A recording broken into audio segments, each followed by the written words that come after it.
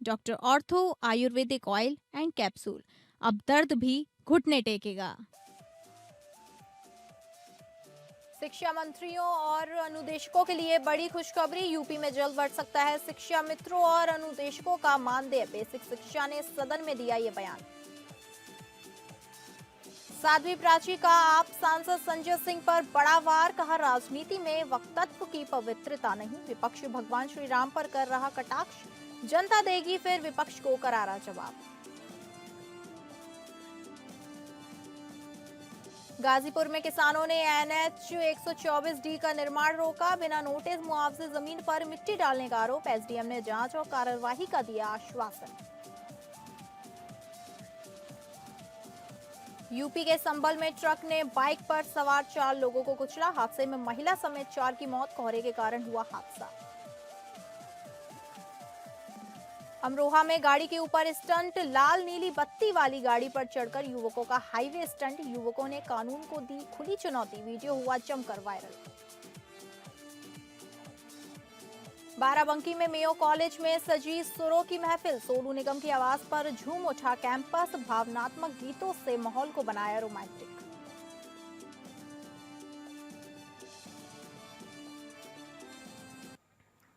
नमस्कार, आप सभी का स्वागत है उत्तर प्रदेश बुलेटिन में और मैं हूं आपके साथ अंकिता सिंह। बुलेटिन की शुरुआत करते हैं। बेसिक शिक्षा राज्य मंत्री स्वतंत्र प्रभार संदीप सिंह ने विधान परिषद में एक प्रश्न के जवाब में कहा कि शिक्षा मित्रों और अनुदेशकों के मानदेय में वृद्धि पर जल्द ही सरकार निर्णय लेगी। इस निर्णय से यथासमय सदन को भी अवगत कराएंगे। यह मुद्दा सपा के आशुतोष सिन्हा ने प्रश्न पहर में उठाया था। उन्होंने कहा कि इस संबंध में क्या कोई कमेटी का गठन किया गया है। इस पर संदीप सिंह ने कहा कि किसी कमेटी का कोई गठन नहीं किया गया है। प्रश्न पहर में ही डॉक्टर मान सिंह यादव ने वित्त विहीन शिक्षकों को सुविधाओं का मामला उठाया। नेता सदन केशव प्रसाद मौर्य ने कहा कि उन्हें कैशलेस इलाज के लिए 89 करोड़ रुपए से ज्यादा का बजट दिया गया है। जल्द ही इस सुविधा के लिए शासनादेश भी जारी कर दिया जाएगा।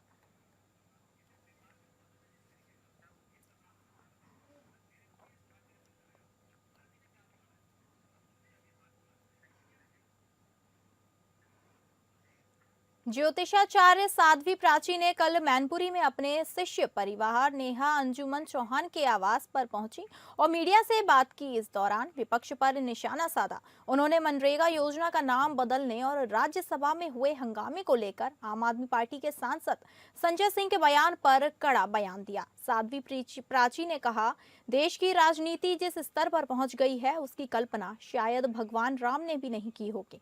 उन्होंने कहा, राजनीति में कम से कम वक्तत्व की पवित्रता होनी चाहिए, लेकिन आज विपक्ष हिंदुओं के आराध्य भगवान श्री राम पर कटाक्ष कर रहा है, जो शर्मनाक है। उन्होंने आरोप लगाया, पहले तृणमूल कांग्रेस, फिर कांग्रेस और अब आम आदमी पार्टी के नेताओं ने अपनी निमित्त स्तरीय राजनीति को सार्वजनिक मंचों पर उजागर किया है। साध्वी प्राची ने केंद्र सरकार द्वारा मनरेगा योजना के नाम में राम शब्द जोड़े जाने को सकारात्मक कदम बताया।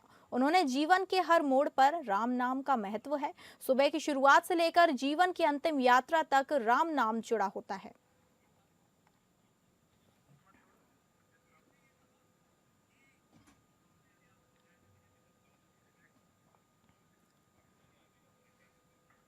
महाराजगंज में धर्मांतरण के मामले में पुलिस की बड़ी कार्रवाई की। पुलिस ने कार्रवाई करते हुए 4 गिरफ्तार किए। ईसाई धर्म से जुड़ी धार्मिक पुस्तकें बरामद की। क्रिसमस से पहले धर्मांतरण से जुड़े लोगों पर पुलिस की निगाह बनाए हुए है। पुलिस लगातार कार्रवाई कर रही है। संदिग्ध मतांतरण गतिविधियों की सूचना पर पुलिस पहुंची। प्रारंभिक जांच में धार्मिक उन्माद फैलाने के संकेत मिले। पुलिस ने 4 लोगों को मौके से किया गिरफ्तार। सुसंगत धाराओं में मुकदमा दर्ज कर अग्रिम कार्रवाई में जुटी। महाराजगंज के पनियरा थाना क्षेत्र के महुआ शुक्ल गांव का मामला है।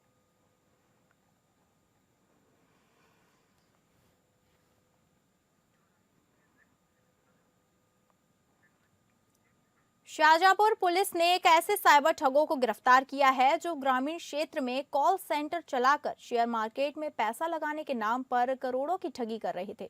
गिरफ्तार किए गए साइबर ठगों के पास से 69 महंगे लैपटॉप, महिंद्रा थार गाड़ी, 4 बाइक समेत लगभग 1 करोड़ के उपकरण बरामद हुए हैं। इसके अलावा करोड़ों रुपए के लेन देन का रिकॉर्ड भी पुलिस को मिला है।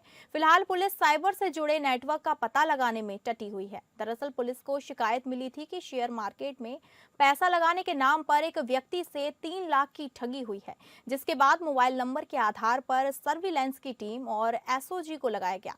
पुलिस ने थाना जलालाबाद के खडंगर रोड में एक गांव के पास कॉल सेंटर पकड़ा, जहां से पुलिस ने 6 साइबर ठगों को गिरफ्तार किया।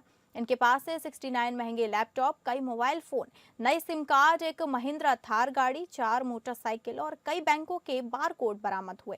इसके अलावा 1 करोड़ की ठगी के लेन देन का भी बड़ा रिकॉर्ड पुलिस के हाथ लगा है। पूछताछ में पता चला कि यह लोग शेयर मार्केट में पैसा लगाने के नाम पर लोगों से पैसा ठगते थे और उन्हें पैसा दुगना करने का झांसा देते हैं। इसके अलावा शेयर मार्केट की फर्जी कंपनी खोलकर भी पैसा जमा करते थे। फिलहाल पुलिस ने पूछताछ के दौरान से कई बड़े नामों का पता लगा है। पुलिस का कहना है कि जल्द इस नेटवर्क से जुड़े बड़े ठगों को भी गिरफ्तार किया जाएगा।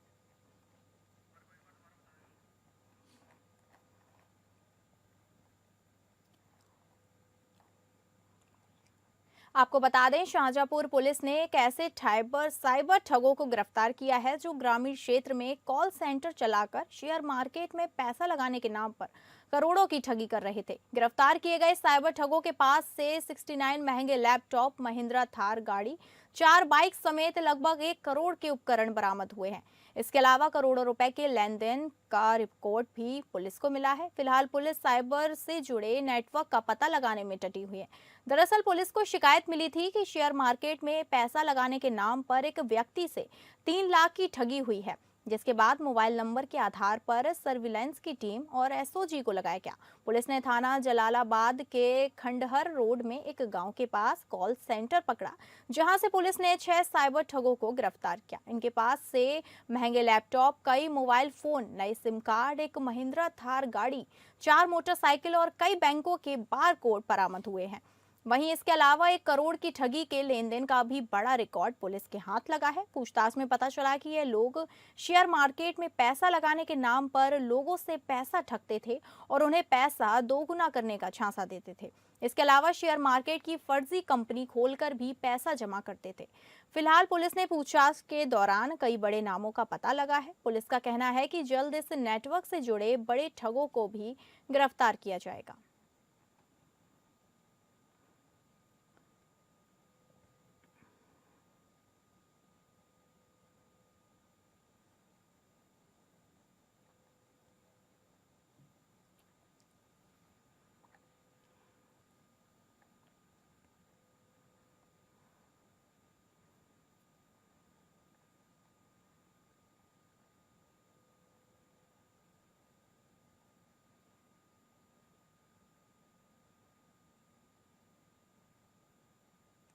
आपको बता दें, साइबर ठगी में पूछताछ में पता चला है कि ये लोग शेयर मार्केट में पैसा लगाने के नाम पर लोगों से पैसा ठगते थे और उन्हें पैसा दोगुना करने का झांसा देते थे।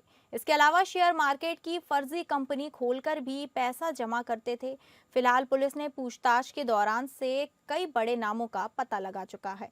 पुलिस का कहना है कि जल्द इस नेटवर्क से जुड़े बड़े ठगों को भी गिरफ्तार किया जाएगा।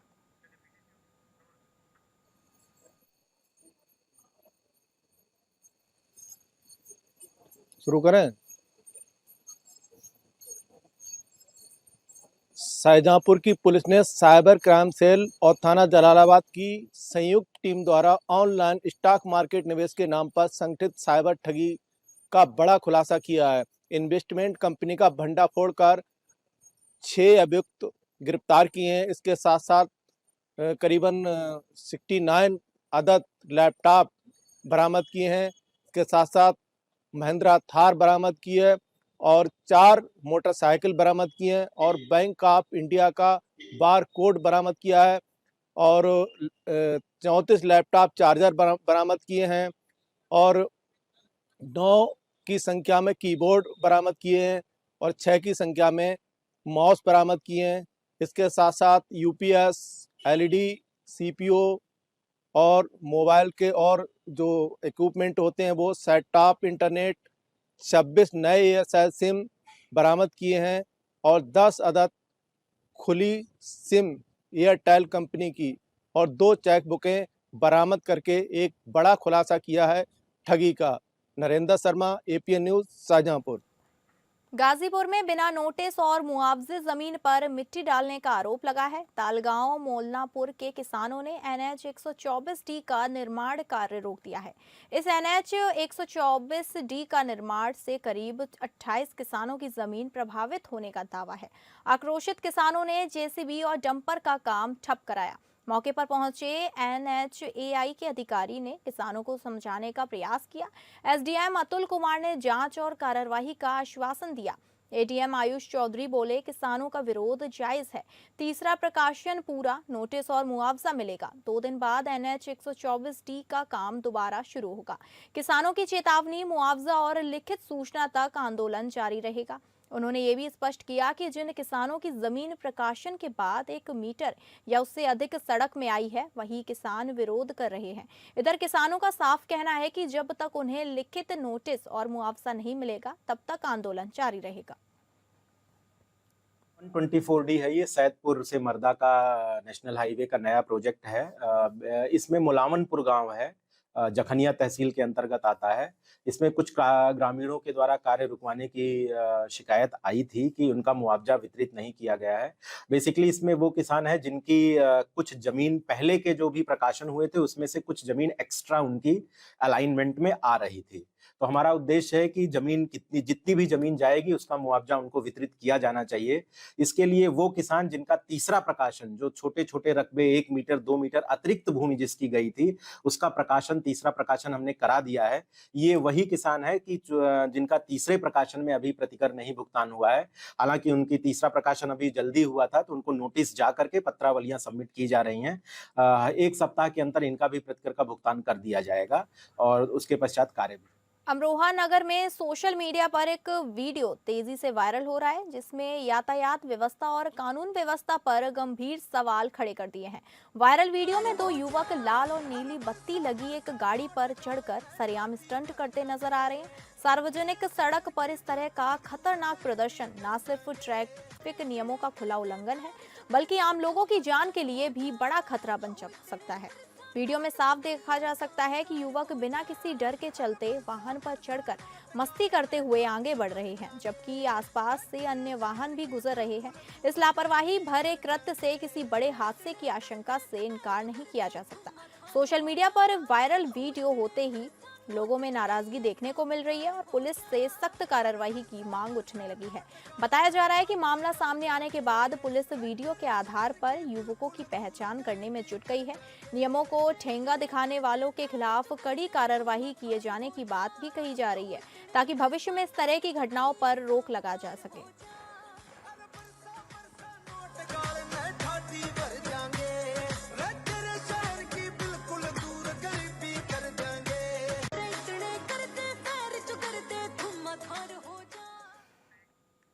मैनपुरी में ग्रामीणों ने सरकारी देसी शराब के ठेके को गांव में बंद करने की अधिकारियों से अपील की। ग्रामीणों ने महिलाओं, पुरुष, बच्चे, बुजुर्ग सभी से गांव में स्थित सरकारी देसी शराब के ठेके को बंद करने का विरोध प्रदर्शन किया। यह सरकारी देसी शराब का ठेका मैनपुरी जनपद के भोगांव थाना क्षेत्र के ग्राम शिवपुरा में स्थित है। महिलाओं द्वारा गांव में स्थित सरकारी देसी शराब के ठेका का विरोध भारतीय लोधी महासभा के जिलाध्यक्ष डॉक्टर वासुदेव राजपूत ने किया।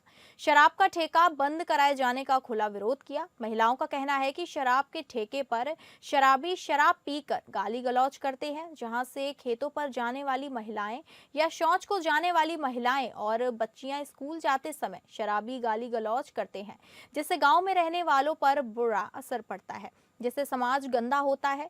पीड़ित ग्रामीणों का कहना है कि उन्होंने बताया कि उन्होंने कई बार अधिकारियों के चक्कर लगाए, मगर अभी तक शराब का ठेका बंद नहीं कराया। ग्रामीणों ने जिलाधिकारी अंजनी सिंह और उप जिलाधिकारी भोगांव से ठेका बंद कराए जाने की मांग की है।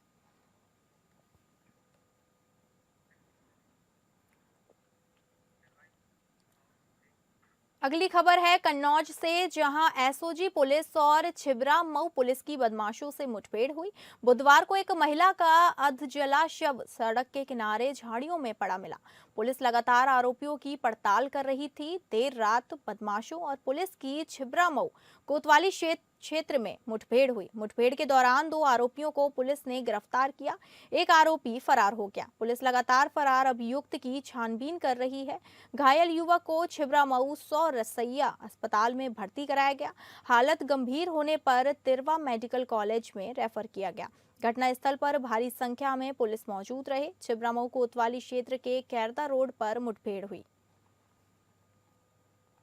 गाड़ी जो कानपुर की तरफ से आई थी और वापस कानपुर गई थी, जिसके बारे में ट्रैक किया गया तो उसके मालिक का पता चला, जिसमें गहनता से छानबीन की गई तो पता चला कि शुक्लागंज उन्नाव में एक मुस्कान उर्फ जन्नत एक महिला थी जो करीब 35 वर्ष की थी, जो अपने पति से अलग रहती थी और वहीं पर पड़ोस में शुक्लागंज में एहतेशाम और असलान ये दोनों लोग थे और इनके उस महिला से अवैध संबंध थे, जिनमें आपस में इनका विवाद हुआ और इसकी 16 तारीख की शाम को शुक्लागंज में हत्या कर दी गई और हत्या करने के बाद जीटी रोड के किनारे सड़क में झाड़ियों में डाल दिए थे और वहाँ पर पेट्रोल डाल करके जला दिए थे।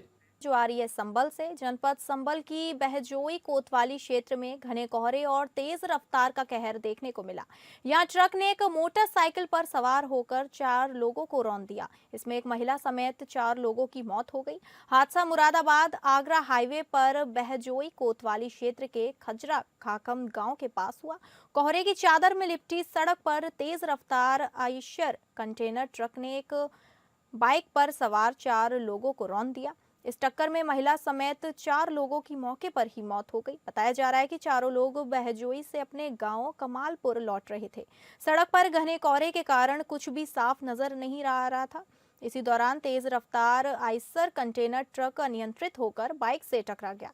इसके बाद ट्रक सड़क किनारे पेड़ से टकरा गया। टक्कर इतनी जबरदस्त थी कि बाइक के परखच्चे उड़ गए और चारों बाइक सवार सड़क पर दूर जा गिरे। हादसे की सूचना मिलते ही पुलिस मौके पर पहुंची और सभी घायलों को लेकर बहजोई सीएचसी पहुंची। वहां डॉक्टरों ने चारों को मृत घोषित कर दिया। थाना बहजोई के खजरा खाकम के पास एक स्प्लेंडर और एक फलों से लदे हुए कैंटर की दुखद दुर्घटना की सूचना प्राप्त होने पर तत्काल पुलिस मौके पर पहुंची और दुर्घटनाग्रस्त व्यक्तियों को वास्ते चिकित्सा परीक्षण अस्पताल भेजा गया, जहां डॉक्टरों ने परीक्षण करने के उपरांत 2 व्यक्तियों, एक 12 वर्षीय बच्चे और एक महिला को मृत घोषित किया तथा कैंटर ड्राइवर और हेल्पर जो कि घायल है उनका उपचार किया जा रहा है। पुलिस द्वारा शवों को कब्जे लेकर मोर्चरी भेज दिया गया है और पीएम और पोस्टमार्टम की कार्रवाई की जा रही है। तहरीर प्राप्त करके आवश्यक विधिक कार्रवाई की जा रही है। मौके पर शांति व्यवस्था कायम है। थाना जैत पुलिस, एसओजी मथुरा और सर्विलांस टीम की संयुक्त कार्यवाही में छात्रा अपहरण कांड का 24 घंटे के भीतर सफल खुलासा करते हुए अपहृत छात्रा को सकुशल बरामद कर लिया गया है। फिरौती के लिए अपहरण की वारदात को अंजाम देने वाले एक महिला सहित 2 शातिर बदमाशों को पुलिस मुठभेड़ के दौरान घायल अवस्था में गिरफ्तार किया गया। यह मुठभेड़ थाना जैत क्षेत्र के गांव धोरेरा के पास जंगल में हुई, जहां बदमाशों ने पुलिस टीम पर फायरिंग की, जिसके जवाब में हुई कार्यवाही में दोनों घायल हो गए। पुलिस ने मौके से फिरौती के 2.5 लाख रुपए, घटना में प्रयुक्त एक टेम्पो, 2 तमंचे, 0.315 बोर, 4 जिंदा कारतूस और 5 खोखा कारतूस बरामद किए हैं। जांच में सामने आया कि आरोपियों ने वेब सीरीज देखकर आर्थिक लाभ के उद्देश्य से अपहरण की साजिश रची थी। इसके तहत 18 दिसंबर 2025 को थाना जैत क्षेत्र की छात्रा को कॉलेज से घर लौटते समय टेम्पो में अगवा कर लिया गया और इसके पिता से 30 लाख रुपए की फिरौती मांगी गई थी। थाना जैत में एक व्यक्ति द्वारा यह सूचना दी गई थी कि उनकी बेटी जो कि कोतवाली क्षेत्र में एक कॉलेज में पढ़ाई करती है, वो घर नहीं आई और कुछ देर उपरांत एक फ़ोन कॉल आया जिसके द्वारा यह बताया गया कि उनकी बेटी उन लोगों के कब्जे में है और फिर फिरौती के लिए कुछ रकम मांगी गई। इस सूचना पर तत्काल थाना जैत पर मुकदमा पंजीकृत करते हुए इस घटना के अनावरण के लिए एसओजी और थाना जैत की टीम को लगाया गया था। फ़ोन कॉल जो आया था उसमें वादी को डरा धमकाकर के 30 लाख रुपए की फिरौती मांगी गई थी। इस पूरे घटना क्रम के अनावरण के लिए लगी हुई टीम द्वारा सक्सेसफुल ऑपरेशन करते हुए उस लड़की को, जिसको कि किडनैप किया गया था, सकुशल बरामद किया गया। साथ ही दौरान मुठभेड़ 2 बदमाशों को गिरफ्तार किया गया है। पीलीभीत जनपद के पूरनपुर कोतवाली क्षेत्र में शनिवार सुबह उस समय हड़कंप मच गया जब रिटायर्ड सीआईएसएफ सब इंस्पेक्टर के घर संदिग्ध परिस्थितियों में गोली चलने से एक युवक की मौत हो गई, जबकि एक महिला गंभीर रूप से घायल हो गई। यह घटना नगर से सटी ग्राम पंचायत नारायणपुर के बांडा रोड स्थित retired CISF SI Puran Singh के घर की है। सूचना मिलते ही पुलिस मौके पर पहुंची और मामले की जांच शुरू कर दी। बताया गया कि थाना मझोला क्षेत्र के गांव टोडरपुर निवासी 30 वर्षीय सुखदेव सिंह के घर लाया गया था। इस दौरान रुपए के लेन देन को लेकर विवाद हो गया, जो देखते ही देखते गंभीर हो गया। विवाद के दौरान चली गोली सुखदेव सिंह को लग गई, जिससे उनकी मौके पर ही मौत हो गई। वहीं पूरन सिंह की पत्नी गुरमीत कौर भी गोली लगने से घायल हो गई, जिन्हें उपचार के लिए अस्पताल में भर्ती कराया गया है।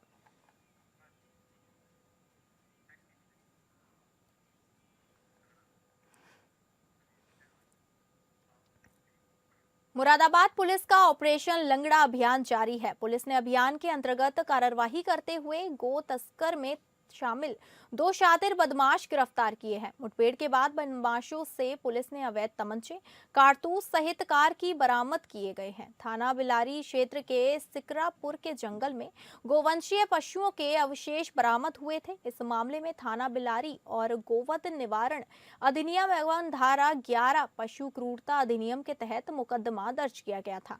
पुलिस और बदमाशों के बीच मुठभेड़ हुई, जिसमें 2 बदमाशों को पैर में गोली लगने के बाद गिरफ्तार किया गया। 2 बदमाश अंधेरे का फायदा उठाकर मौके से फरार हो गए। पुलिस ने दोनों घायल बदमाश सेवू आसिफ को गिरफ्तार कर लिया है। पूछताछ में गिरफ्तार बदमाशों ने पुलिस को बताया उन्होंने ही सिकरापुर में गौ तस्कर की घटना को अंजाम दिया था। बदमाशों ने पुलिस अब फरार हुए दोनों बदमाशों की तलाश में दाबिश दे रही है।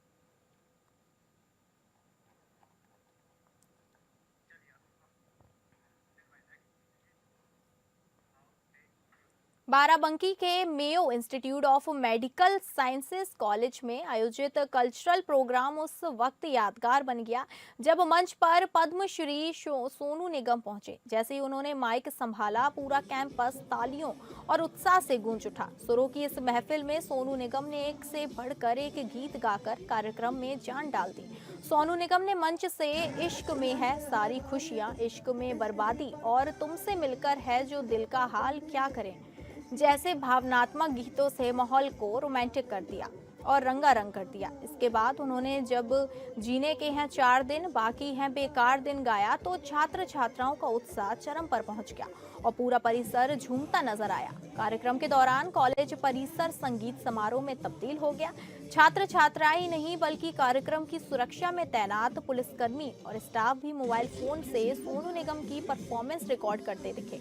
हर गीत पर तालियों की गूंज और दर्शकों की फरमाइशें माहौल को और खास बनाती रहीं। सोनू निगम ने बीच बीच में दर्शकों से संवाद भी किया। उनकी आवाज की मिठास और मंच पर सहज अंदाज ने दर्शकों को बांधे रखा। कार्यक्रम देर रात तक चलता रहा और हर उम्र के लोगों ने संगीत के इस शाम का भरपूर आनंद लिया।